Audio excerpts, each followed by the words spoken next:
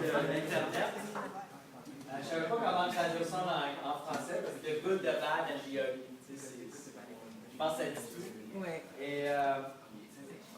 comme Denis a dit, moi je suis ingénieur en informatique. J'ai gradué en 97 de l'école polytechnique. Ça, j'avais été invité à l'église en 94. Donc, ça fait longtemps. Et c'est ça, j'ai fait ma maîtrise en théologie du sport. Donc, je suis ingénieur en informatique, donc je pense que je connais un peu l'Internet. Quoique, quand j'étais à l'université, l'Internet, j'ai commencé en 92, l'Internet en 92, je n'avais pas. Personne n'était sur l'Internet, presque. C'était vraiment tout nouveau, donc c'est vraiment intéressant pour voir de voir à quel point ça a changé en 20-25 ans. C'est fou. Donc, je voulais vous parler de l'Internet aujourd'hui parce que ça pose des défis particuliers quand on est chrétien. Donc, moi, quand j'étais petit, ça, c'était ma première console de jeux vidéo. Yeah! Il n'y a personne qui connaît ça ici. Ça s'appelait un ColecoVision. C'est quoi cette affaire? Ça, là, c'est en 82 que je jouais avec ça. Okay. Il y en a ici, probablement, vous n'étiez même pas né. Mais vraiment ça, c'est l'ancêtre. Ça, c'est l'ancêtre du Nintendo. Puis les jeux dans ce temps-là, ça ressemblait à ça. Ah, ok. Non, c'est là dans. Ça ressemblait à ça. Oh boy. Oh boy. Hard stuff, hard stuff. Ça, c'était un de mes jeux préférés. Oh! En plus, ça s'appelait Mr. Do. C'était vraiment cool. Mais tu sais, dans ce temps-là, we didn't know any better, tu sais. C'était Like the old c'était time. vraiment cool.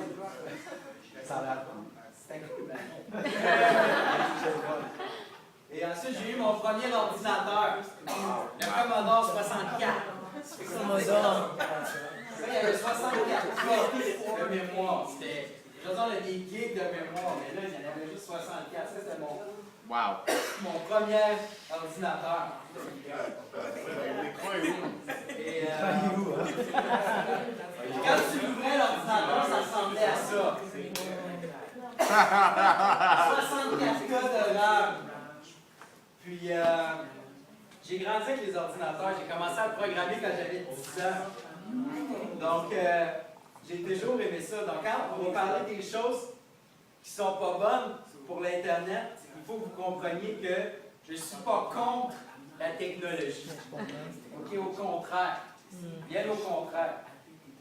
C'est sûr que probablement la plus grande révolution des 20 dernières années, c'est l'Internet. Il y a une chose qu'on. Ah oui, ça faisait comme ça. Ça clignait comme ça. Et une chose qu'on doit mettre au clair ici, c'est qu'une technologie en tant que telle, c'est pas bon ou mauvais en soi, dans son existence même. C'est neutre. C'est qu'est-ce qu'on fait avec qui fait que ça devient bon ou mauvais. C'est un outil. On peut s'en servir, par exemple, mettons un couteau. On peut s'en servir pour couper de la nourriture ou on peut s'en servir pour menacer quelqu'un. L'énergie nucléaire. On peut s'en servir pour faire de l'électricité ou on peut s'en servir pour faire sauter des villes et tuer des centaines de milliers de personnes. Donc, il faut partir de cette prémisse-là que c'est ce qu'on fait avec qui détermine si c'est bon ou pas. Et l'Internet, c'est pareil. Donc, ici, le but, c'est de voir le point de vue spirituel, chrétien, ce qui est bon, mauvais et très mauvais. Ugly. Puis on va commencer avec le bon.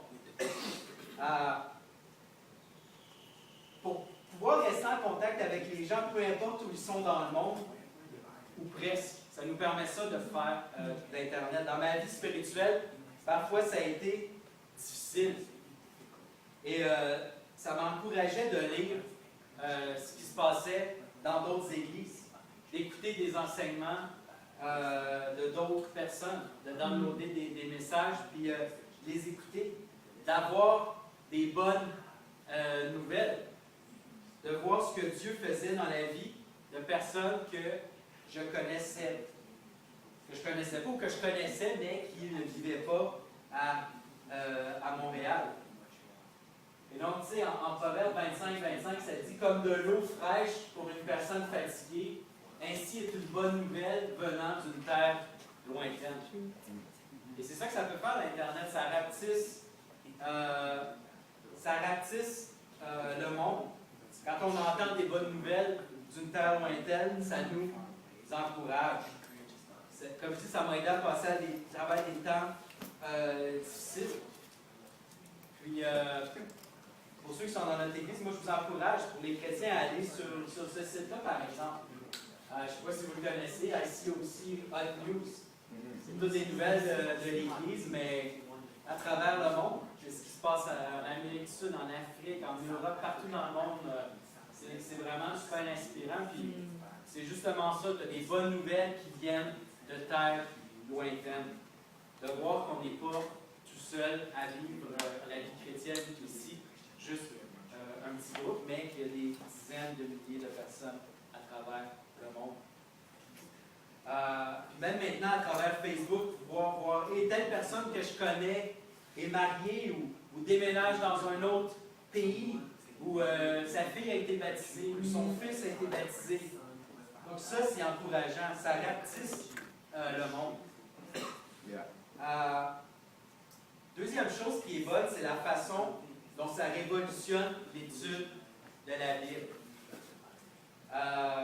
Avant, qu'est-ce que tu avais? Tu avais des gros livres, des livres super épais, des références, mettons une concordance, pour trouver tous les passages où tel ou tel mot se trouve. C'était super long, c'était super compliqué. Maintenant, qu'est-ce que tu fais? Tu vas sur l'Internet. Moi, j'ai un logiciel, par exemple, qui s'appelle Logos. Je ne sais pas si vous connaissez. Moi, je recommande à tout le monde d'avoir. C'est sûr que ce n'est pas donné, mais tu peux graduellement bâtir ta librairie avec le temps. Je l'ai sur mon ordinateur, mais je l'ai aussi sur mon téléphone. Et puis en passant à la présentation ici, je l'ai toute faite sur mon téléphone. J'ai trouvé des messages, des images sur l'Internet sur mon téléphone. J'ai le programme Keynote pour faire des présentations. Donc, la technologie, c'est cool. J'ai fait ma présentation sur mon téléphone.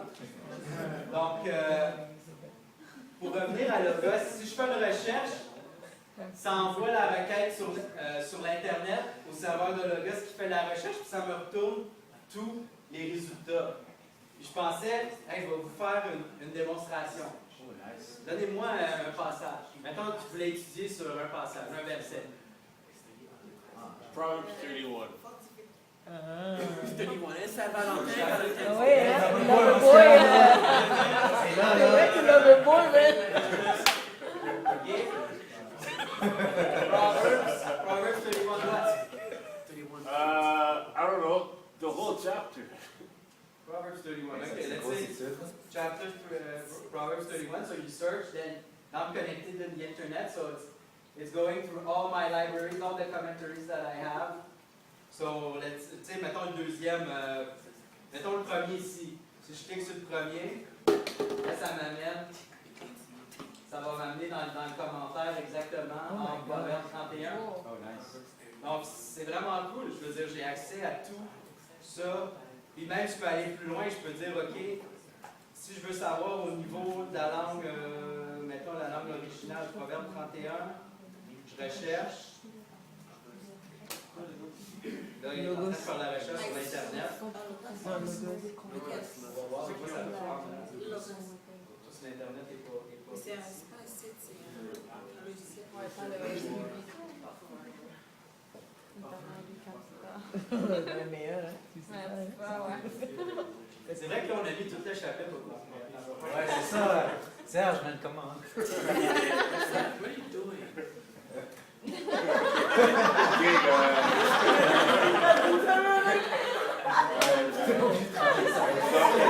stop rebuking me. Regardez, il y a de la misère. Je l'ai essayé. Ah, voilà.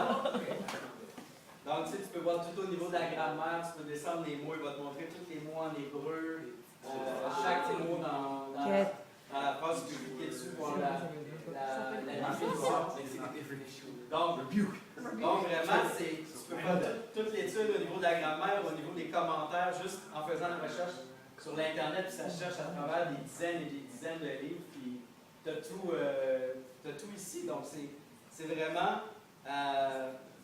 vraiment très, très puissant comme outil. Et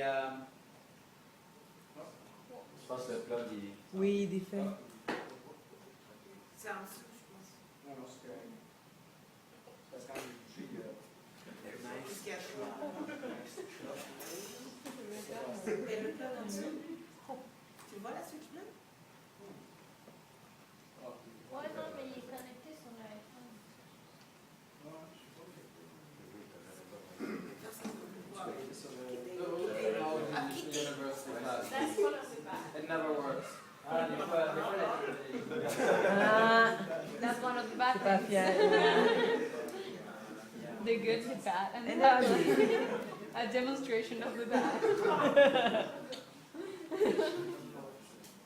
Petite musique d'ascenseur. Et voilà. Oh. On est de retour.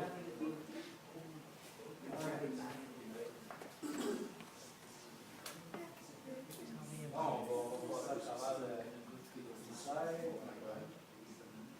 Mais c'est juste pour vous dire que c'est fou maintenant. Juste ça, avant de faire une recherche comme ça aurait pris 30 ans. des dizaines de livres, aller chercher dans chacun. Ça aurait été super long. Puis maintenant, je peux faire ça en 30 secondes. C'est vraiment une des choses qui est vraiment positive par rapport à l'Internet. Donc, c'est ça, tu peux aller plus profondément. Ça m'aide pour préparer des leçons, ça m'aide à mieux comprendre la Bible, c'est vraiment puissant. Et aussi, l'Internet, ça peut aussi nous aider à avoir une plus grande compréhension de ce qui se passe dans le monde, bon et mauvais. Surtout mauvais, malheureusement, mais je pense que c'est important pour un chrétien de comprendre ce qui se passe dans le monde, de voir comment on peut aider, de voir que oui, ce que la Bible dit est vrai, que le monde est perdu et a besoin d'aide. Qu'il y a un enjeu plus grand que seulement notre petite vie ici. Bon, maintenant, on va passer à ce que vous attendez tous. Le mauvais. Le bad. Comme on peut trouver des bonnes choses sur l'Internet. On peut se connecter avec des gens, se faire encourager, mais en même temps, ça peut tourner en une perte de temps, en futilité et en illusion. Oui, ça nous donne des nouvelles sur les gens, mais il ne faut jamais oublier qu'on n'est pas en contact direct avec ces gens-là. Et qu'on peut se donner l'illusion qu'on a beaucoup d'amis alors qu'on est seul. Moi, ça me fait rire le concept de amis sur Facebook. Vraiment, les 200, 300, 400 personnes qui sont vraies, avec qui tu es amis sur Facebook, ce sont vraiment tes amis. On peut parler de c'est quoi un ami. Moi, je vais vous dire c'est quoi un ami. Un ami, c'est quelqu'un que quand tu es dans le trouble à 3 h du matin, tu l'appelles, il va venir t'aider. Il est là. Ça, c'est un vrai ami. Et combien de tes amis sur Internet tu pourrais dire je fais ça pour toi? Moi, je me dis pas beaucoup. On est dans une société qui n'a jamais été aussi connectée, mais pourtant où la solitude n'a jamais été aussi grande. Essayez de comprendre ça. Les relations deviennent superficielles. Je t'aime, je pèse sur un bouton, t'es mon ami. Je t'aime plus, je suis tanné, je pèse sur unfriend, t'es plus mon ami. Et voilà, t'es plus mon ami. J'ai pas besoin de dealer avec les problèmes, les conflits, pas besoin d'être émotionnellement impliqué. On veut voir quelqu'un, on va sur notre téléphone, on va plus le voir, on ferme le téléphone. Et c'est facile, sauf que la vie, c'est pas ça. La vie, entre autres, c'est entrer en contact avec les autres, avec leurs fautes, avec leurs défauts, avec les choses qui nous dérangent, mais aussi avec les choses qui sont positives. La chaleur humaine, le regard, Le fait d'être ensemble. Pas virtuellement, mais pour de vrai. Partager un repas ensemble. Vous comprenez? Comme on voit en Actes 2,42, ils persévéraient dans l'enseignement des apôtres, dans la communion fraternelle, dans la fraction du pain et dans les prières. Les premiers chrétiens, ils étaient ensemble, communion fraternelle, manger ensemble. Nous sommes encore des créatures physiques. On vit depuis dans un monde virtuel, mais nous sommes encore des humains de chair et de sang. C'est intéressant, je travaille comme Denis disait, comme gestionnaire de projet, mais un peu non traditionnel, c'est-à-dire que de plus en plus on se rend compte que l'humain est important, les compagnies se rendent compte de ça, et qui doit être au centre des décisions qui sont prises, qu'on n'est pas des machines. Et qu'on a besoin d'être ensemble. Par exemple, on assit toujours tous nos groupes ensemble dans des aires ouvertes. Comme ça, les gens peuvent communiquer plus facilement. Et il y a un concept intéressant quand on lit là-dessus sur les équipes, ce qu'on appelle la communication par osmose. Juste le fait d'être assis près de d'autres personnes, si quelqu'un parle, même si on fait autre chose, on peut quand même saisir de l'information importante, juste parce qu'on est assis avec d'autres personnes. C'est vraiment intéressant comme concept. Et pour faire un suivi, on travaille sur les tâches qu'on a à faire. Oui, on a des outils électroniques, mais ce que beaucoup de gens font, que moi je fais aussi au travail, j'imprime chaque tâche et je la colle sur le mur. Et une colonne, c'est les choses à faire. Une colonne, c'est les choses qu'on est en train de faire, puis l'autre colonne, c'est les choses qu'on a fait. Et donc, les gens, à mesure qu'ils travaillent sur des tâches, ils bougent les cartons d'une colonne à l'autre. Et c'est satisfaisant quand tu as fini de prendre, tu prends ton carton, tu la mets dans la colonne terminée. Et les gens aiment ça, même si c'est des gens d'informatique, même si on a des outils informatiques qui traquent tout ça, le fait d'avoir quelque chose de physique, ça ajoute une dimension importante. On a des tableaux où les gens peuvent écrire en discutant. Il n'y a rien qui peut battre être ensemble autour d'un tableau avec un crayon. Dessiner, écrire, discuter. Il y a des outils sur Internet qui sont proches, mais pas comme le fait d'avoir un support physique. Vous voyez, donc il y a des gens qui peuvent penser qu'ils ont des très grands cercles d'amis, mais en fait vivent d'illusions et qui ne développent pas d'amitié profonde. C'est l'amitié en 140 caractères. Et la deuxième chose, c'est que ça peut donner l'impression que tu as une vie alors que tu n'en as pas. C'est plate de vous dire ça comme ça, mais c'est ça. Par exemple, on va prendre Facebook. Personnellement, j'y vais de moins en moins. Pourquoi? Parce qu'il faut que je passe à travers 100 posts pour en trouver un qui vaut la peine. Il y a plein, voici la photo de mon chien. Voici ce que j'ai mangé pour souper. Voici comment je me sens. Voici la joke du jour. Je suis présentement au Home Depot. Voici la vidéo que je voulais partager sur un chat qui danse. C'est tellement important que ça vaut la peine de partager ça avec 200, 300, 400 personnes. Puis je lisais un article là-dessus sur les médias sociaux qui parlait de l'illusion d'importance. On a l'impression d'être important et que tout ce qu'on a à dire est important parce qu'on est connecté à 200 et 300 personnes. C'est pas vrai. I must remember to tell everyone about this banana. C'est beau. C'est comme, hey, on voit quelque chose. C'est tellement cool. Attends, je vais prendre une photo, je vais mettre ça sur Facebook. Les gens, ils s'en foutent de ta banane.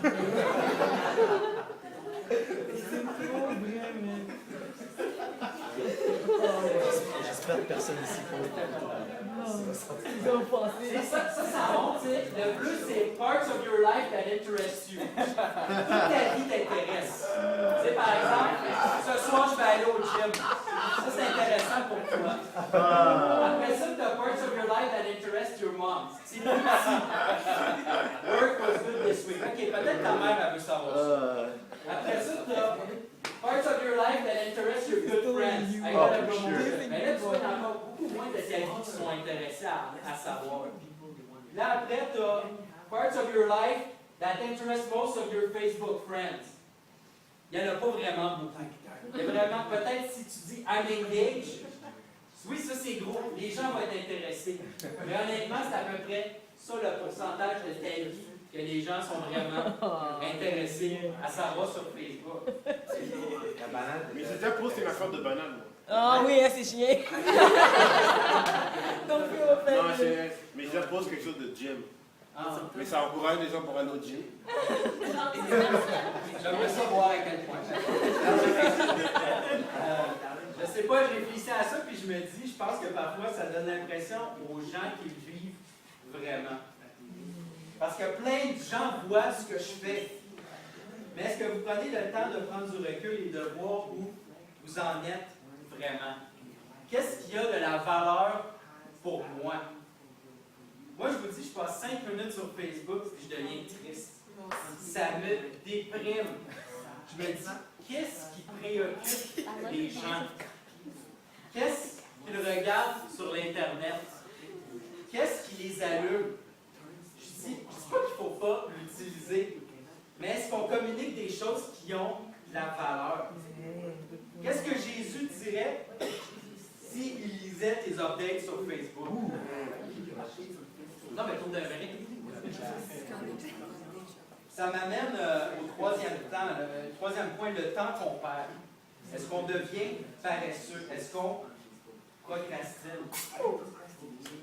J'ai passé près du champ d'un paresseux et près de la vigne d'un homme dépourvu de sens. Et voici les épines y croissaient partout, les ronces en couvraient la face et le mur de pierre était écroulé. Je regardais attentivement et j'ai tiré instruction de ce que j'ai vu. Un peu de sommeil, un peu d'assoupissement, un peu croiser les mains pour dormir et la pauvreté te surprendra comme un rôdeur et la disette comme un homme en arbre. Encore sur Facebook, dans une même semaine, j'ai reçu 3 invitations de la même personne à jouer à Candy Crush. Oh my goodness. Candy Crush! Oh my Une goodness. chrétienne. Et Denis! Apparemment, les gens. Et après la 3e fois, je commençais vraiment à être irrité. Et je me pose la question, Oh my goodness. qu'est-ce que les gens font? Qu'est-ce que Jésus dirait s'il était en arrière de toi? Quand tu es sur ton téléphone ou sur ton ordinateur, est-ce que tu dois constamment regarder sur ton téléphone? Est-ce que tu es irritable si tu n'as pas accès à ton téléphone? Est-ce que tu te sens en manque? Si oui, tu as une dépendance. Et c'est dangereux. On a fait de good, de bad, maintenant de ugly. C'est ça, bro. Comment on a La première chose, je ne savais pas que je devais la mettre en mauvais ugly. Mais étant donné que c'est quelque chose qu'on prend souvent à la légère, j'ai décidé de la mettre dans ugly. Juste pour faire un point. Le premier, c'est le piratage. Ce qui arrive avec l'Internet, c'est que ça nous donne l'impression qu'on est anonyme.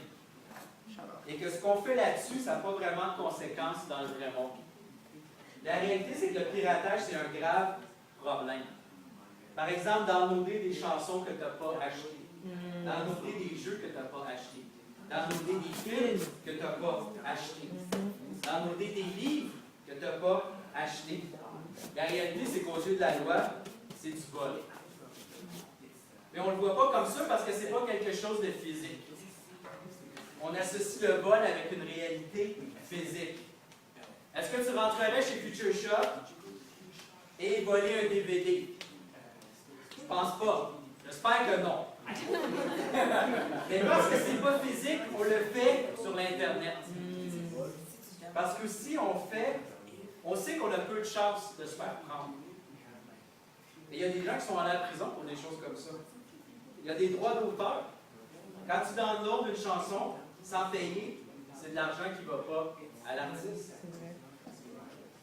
Au travail, il y a quelqu'un qui m'envoie un livre. Ah, tu as des gens en informatique qui se passent un paquet de livres, des PDF, des choses. Je ne lis pas. J'ai des livres. Ah, lis ça. Non. Je n'ai pas acheté ce livre-là. J'ai lu clairement. Je veux le livre, je vais aller l'acheter. Oui, ça va me coûter de l'argent, mais il faut être. Si on veut être chrétien, il faut. On ne peut pas faire de compromis. Et faites toutes choses sans murmure ni hésitation, afin que vous soyez irréprochables et purs, les enfants de Dieu, irrépréhensibles au milieu d'une génération perverse et corrompue, parmi laquelle vous brillez comme des flambeaux dans le monde. On doit être exemplaire. On doit être saint. La dernière chose, et vous savez vers où je m'en vais, c'est la plaie d'Internet, c'est la pornographie. Peut-être les femmes ici vont dire « Ah, c'est pas notre problème avec. » Mais en fait, il y a de plus en plus de femmes qui sont prises avec ce problème-là. Et même, je disais, de plus en plus d'enfants qui sont dépendants de la pornographie à cause qu'ils ont accès à l'Internet. Parce que c'est tellement facile. Avant, tu devais aller dans un magasin. Là, c'est anonyme. C'est comme on parlait tout à l'heure. Tu es tout seul. Ça a l'air moins pire. Juste clique, tu n'as pas d'interaction. C'est quelque chose qu'on prend trop à la légère. C'est une des choses qui détruit le plus. Le monde trouve ça drôle, mais ce n'est pas pour plusieurs raisons. Première raison, quand tu fais ça, tu participes à l'exploitation d'hommes et de femmes qui font ça. Et si ça existe, c'est parce qu'il y a des gens qui le regardent. Et si tu deviens participant, tu es peut-être en avant de ton ordinateur, mais ce sont des êtres humains que tu vois. Imagine Jésus qui est en arrière de toi encore et qui voit ce que tu vois sur ton écran. Moi, je pense qu'on dit en québécois qu'il pèterait sa coche. Tu parles d'un review, tu n'as rien vu. Je pense qu'il serait extrêmement troublé, extrêmement triste, extrêmement indigné. Et mais moi, je vous dis que quiconque regarde une femme pour la convoiter a déjà commis un adultère avec elle dans son cœur. C'est ce que Jésus dit. Combien de fois as-tu commis l'adultère dans ton cœur? C'est une des choses qui détruit le plus ta vie spirituelle et ta vie en général. Tu regardes les êtres humains comme des objets, ensuite tu vas te marier. Tu amènes ça dans ton mariage. Je te dis, tu vas scraper ton mariage. Je te dis. Je suis marié depuis 17 ans, j'en ai fait du counseling avec des couples, tu fais ça, tu vas scraper ton mariage. Tu vas avoir des attentes qui n'ont aucun sens. Tu vas blesser profondément la personne avec qui tu es. C'est une des armes de Satan les plus puissantes. Ça cause le désespoir, la dépendance, l'esclavage. Je lisais un article qui disait que quand on étudiait le cerveau des gens qui étaient addicts à la pornographie, c'était comme le cerveau des gens qui étaient addicts à la drogue. C'est la même chose que ça fait dans le cerveau. Donc c'est vraiment la dépendance, c'est vraiment l'esclavage. En fait, moi je ne vois pas comment tu peux rester chrétien longtemps si tu es dépendant à ça. C'est comme la drogue. Je suis sérieux, tu continues à faire ça, tu vas détruire ta foi, tu vas détruire ton mariage. C'est la noirceur à l'état pur. Et ça, c'est parmi les choses, les pires sur l'Internet. Et il y a plein de trucs pour s'en sortir si c'est un de tes problèmes. Des filtres Internet. Accountability, parler avec d'autres gens. Et honnêtement, si ça ne marche pas, tu dois même être prêt à couper l'Internet. Radical, si tu n'es pas prêt à faire ça, c'est que dans le fond, tu ne veux pas vraiment changer. Donc ça, c'est vraiment, je pense que le plus laid. Mais maintenant, on va finir avec quelque chose de positif. J'aime la technologie quand même. People and love technology. OK, la technologie, l'Internet, ça a beaucoup de bon, mais il faut juste être dans la lumière. Donc, c'est ce que j'avais à vous dire ce soir. Je ne sais pas si vous avez